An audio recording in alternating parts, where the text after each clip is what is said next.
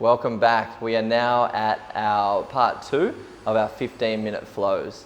So the first series, which you can check back if you haven't already, is just an introduction to get the upper and lower body integrated, to get the system really breathing was a big focus of mine. And I'd like you to continue that theme of allowing the body to really breathe as we go into this second part of the series. What we're going to be doing is building on a few of the concepts that we worked on in the first part, and then we're going to be expanding a little bit more into, for this second video, I'd like to expand and explore some more balance as well, because I think balance is a really important aspect of our health, which can really help us maybe not prevent injuries, because injuries are going to happen, but to lessen the degree of severity of injuries. If we can really maintain our balance well throughout life, we're going to fall better, we're going to get up better, we're going to be more aware of our surroundings. So this one is all about just balance, as well as exploring some themes deeper from the first one. So again, we're going to start standing. Again, we're going to get our body breathing. So 3 to 5 just deep belly breaths.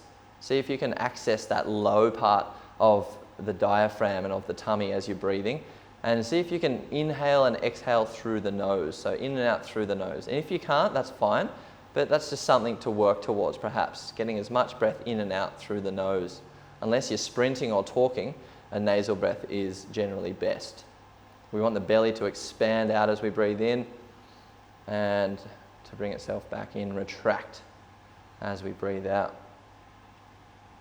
And just after the next breath out, just let your hands drop to the side.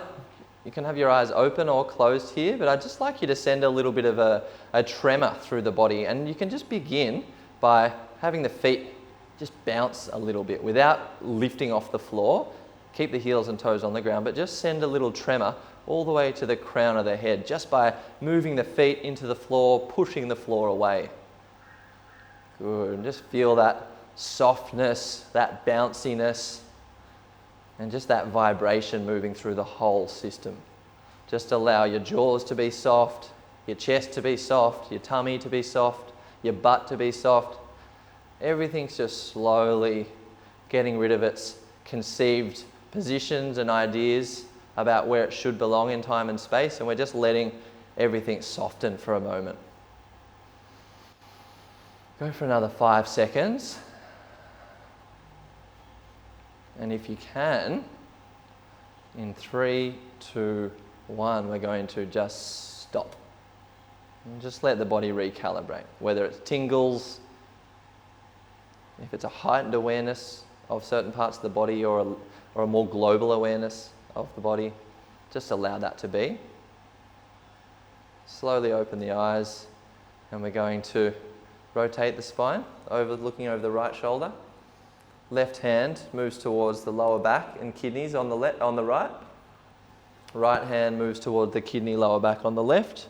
And then we just open it up a bit more softness.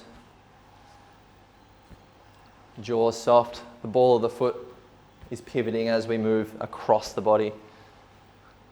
Our hands are whacking ourselves in the lower backs, giving our battery packs, our kidneys, a bit of information, stimulation.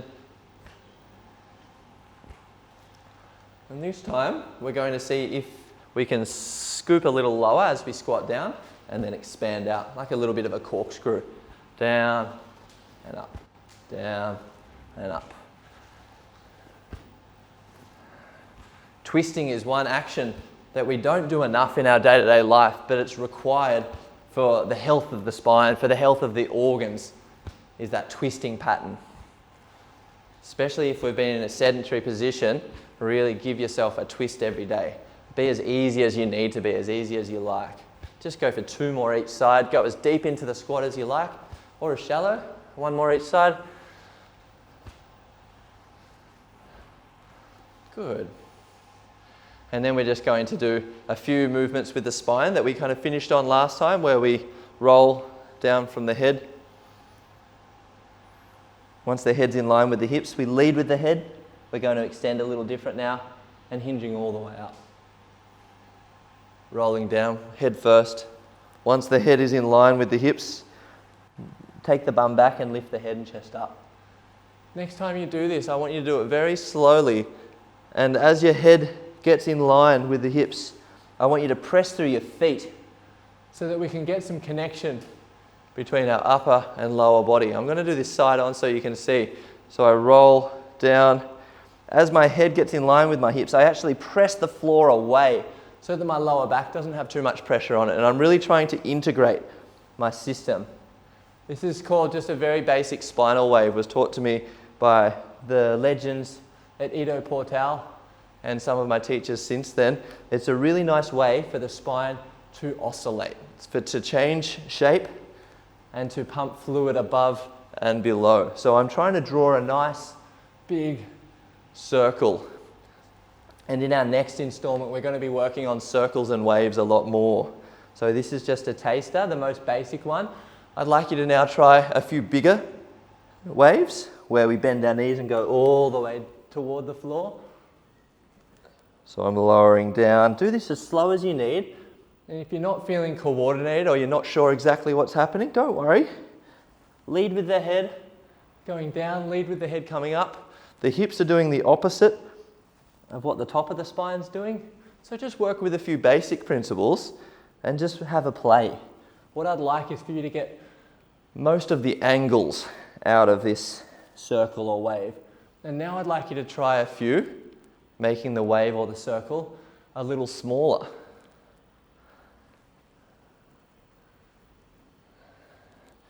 The upper body and the lower body, they're working with each other by doing opposites. We'll just go for a few more.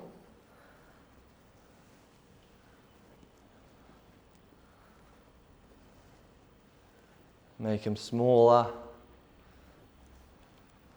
We're really allowing and encouraging the spine to breathe. Smaller, smaller, smaller. Until it's just a very small gesture of the head and a very small gesture of the hips opposing each other. From there, we just find ourselves back to neutral. Take a breath or two before we continue on. We're going to expand our hands out as wide and far apart as possible. There's two ways I could do this. I could have my hands here, and it might not look very different from the outside, but then I could also broaden myself and really add electricity through my fingers. I'd like you to do the latter. So there's one thing standing here, and then standing with integrity, we kind of move everything away. Now I'm going to turn one palm facing up, one palm facing down. This is a really good exercise, this shoulder screw, or the whip technique, as it's called, to find some space in the upper back at the junction where the upper back meets the neck. So if we're doing a lot of driving, a lot of computing, and a lot of sitting, this would be a really good one for you. So that's most of us. I'm always following my eyes to meet the palm, which is facing up. And if you can, build up to doing 10 each side. We're going to do about 12 in total. So we're just going to go for 4 more. Keep the fingers spread wide. As I turn my left palm up, I look to the left. As I turn my right palm up, I look to the right. And from there, just allow that to be neutral. The shoulders will burn a little after that, and that's fine. Just a couple of shoulder rolls, up, back, around, and down. And then we're going to take our hands out to the side. And I'm going to, like a pendulum, drop one arm and expand. One down, one up. Now I want you to imagine just ridding all of the fluid, all of the tension out of the arms. Down, up, down, up. And I'd love you to feel the connection between my right hip and my right hand, left hip and left hand. So again, this is a twist and a rotation. We don't need to do it fast. There's just a pendulum, one swinging at a time. So I'm creating space in the shoulder girdle, but I'm also spreading blood. So you wouldn't call this a stretching session as much as it is just a mobilization session. Just one more each side. Good. From there, let the hands drop. Give them a little shake out if you need to. We're going to move towards the hips now. So first we're going to just take the hips all the way to the left, forward, to the right, back. Hands on my hips. I can make the circle as large or as small as I like, but I want the circle to start in the hips. I don't want it just to be my whole body. I want the pelvis doing this motion. And I'd like you to go for 10 in each direction. Before we kind of get towards any of our balancing exercises, we first want to see, can we just create, changing directions now, can we create some space and awareness in the joints that we'll be doing lots of crossing over for our balance. Keep the crown of the head pulled up towards the sky the whole time if possible. And we'll just go for a few more. 10 each direction is pretty good. From there, we're going to stand strongly on our right foot. I'm just going to lift the left onto the ball of my left foot, or just to the big toe of my left. I'm going to be doing some circles with the knees. 10 circles clockwise, 10 circles anti-clockwise. After you've done 10, change direction. I'm not putting very much pressure on this knee. That's for the next session. We're going to do some more circles and waves. But for this time, I just want to create space not only through the knee, but what's above and below my knees, the hip and the foot. Very integral parts for our functioning as a human. Good. After 10 each side, we'll change. And all the while, I'm keeping without being too rigid, I'm keeping the crown of the head pulled up to the sky. So I can still be soft but tall, soft and open. After 10, different direction.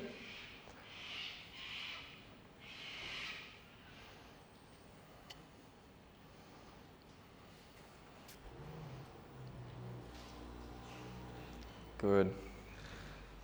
So now that I've got both, how do my legs feel? Nice and wide stance. Re-enter into our squat position. How does it feel being in the squat? Can you give yourself a little bounce left to right? Can I have my hands on the ground to support if I'm a bit stiff from one side to the other? And again, we'll be doing this later in the series. Just keeping the hips nice and open, nice and free. Lifting the hips up, rolling the spine up. The head's the last to come up. Good. We're going to now stand on our right foot. Left foot's off the floor. What I'm going to do is I'm going to see how much space can I take up while only standing on my right foot. So I'd like you to explore with the whole body while being on one leg, very slowly, how much space can we take up while only being on one leg. So I go from low to high. I take my leg high to low. I see if my balance is feeling good, can I also change where my head and eyes are looking? And if not, I might just keep a vague awareness or a broad awareness of my vision. But I want you to stand for 1 minute just on one leg and see how it feels. Then after you've done that one side, we'll see how the other side feels to compare. Give this leg a good shake out. This will really wake up the whole nervous system, so the mind as well as the body. Be as fluid as you can, and if you can continue this, building this outside of the video, see how much more dynamic we can get over time. First you start slow and really circular, and over time you can add some different variability to this exercise. But all we're wanting to do is a minute on each side, then we're changing. Back onto the right foot now. I want to see how much integrity can I hold not only on the foot but the whole right side. So I'm going to keep my left foot connected to the floor. I reach it out just directly in front of the right foot, and I see how close can I come to drawing a nice big circle with my left foot. So I start directly in front of the right foot.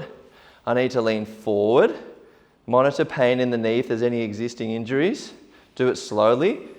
My upper body, you'll see, is pretty much opposing my left leg as I come back and forth, in and out of this circle.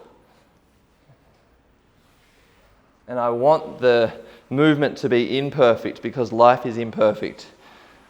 And if we have our joints and ligaments and tissue and tendons just moving in a perfect alignment the whole time, they won't be very prepared for what a real life situation has to offer, which is a lot more chaotic. So I want you to do no less than 5 on each side and just see how it feels. That will be long enough to build some fatigue and awareness. We don't want to knacker your body, we actually want to upregulate the body. So I want you finishing these 15 minutes feeling good, ready to go, not exhausted. So we'll do the same on the other side. I'll stand on my left, right foot's in front of me, directly in front of me, in front of the left foot, and then I start reaching around. See how close to a full circle I can create. Around and back. 5 repetitions. Note the upper and lower body are moving pretty much in opposites to allow the position to happen. One more, nice and slow. As I'm going toward the ground, I'm breathing out. As I'm coming up from the ground, I'm breathing in. Good. So give both legs a good shake out. Now we're going to connect to the floor a little bit. So I'll go back to my right foot. I'm going to see, can I reach my left foot back? And can I reach my left hand forward? One hand on the ground, one foot on the ground, and then I use my other hand to help me come all the way back up. So I'd like you to do this 5 times, 5 different ways. So I reach my left leg before I reach it that way. Now I might reach it across my body. Opposite hand to leg, catches the ground, and then I pick myself up. The 3rd time, if you've got the availability, maybe I'll do a pistol squat. Opposite hand to leg, catches, down,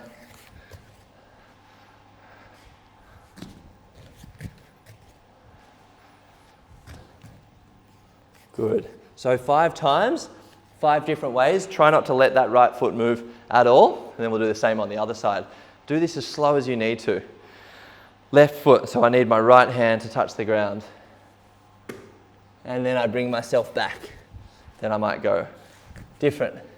I might go faster. I might go slower, but more challenging, more physically challenging, more strength. 5 times, 5 different ways. Take your time. Bring yourself back to that neutral position. Give yourself a few breaths. That again takes heat through the whole system. We don't want to finish feeling tight and rigid. We actually want to finish feeling loose and soft. So to finish off, standing back onto the right foot, one foot, give the left foot a good shake out. Can we bounce with the left foot moving through space? Give yourself 30 seconds to let this limb completely decompress from the pelvis. So a lot of sitting really shortens and tightens the pelvis and lower body. So what we want to do, can we create space and move around just by shaking that limb out. And then we'll do the same on the other side. Imagine you're trying to allow the slow cooked meat to fall off the bone, or tofu if you're that way inclined, and give it a nice shake out. You should even feel that softness in the tummy. Same with the arms. Shake, shake, shake, shake, shake. Let that reverberate all the way to the center, all the way across the body. Just let the whole body shake. And when I first learned or was taught how to shake properly, it's funny even saying that, taught how to shake properly. I didn't know because I wasn't used to letting go. But letting go is such a valuable tool in allowing the spine and the whole nervous system to decompress. So see what other areas of your life that may apply to, because I can certainly find lots of resonance between my movement practice and my whole life practice. After you've vibrated the whole body to start and finish again, just like we did the last time, before you move into the day, into the evening, into serving anybody else on top of yourself, just remind yourself that you've done this practice for you and you alone. And really just acknowledging that showing up for yourself. Have a bit of a shake out and a bit of a play and a bit of a move. And just be grateful for our body's ability to partake in this dance. Thank you guys for joining in, and I cannot wait for part 3.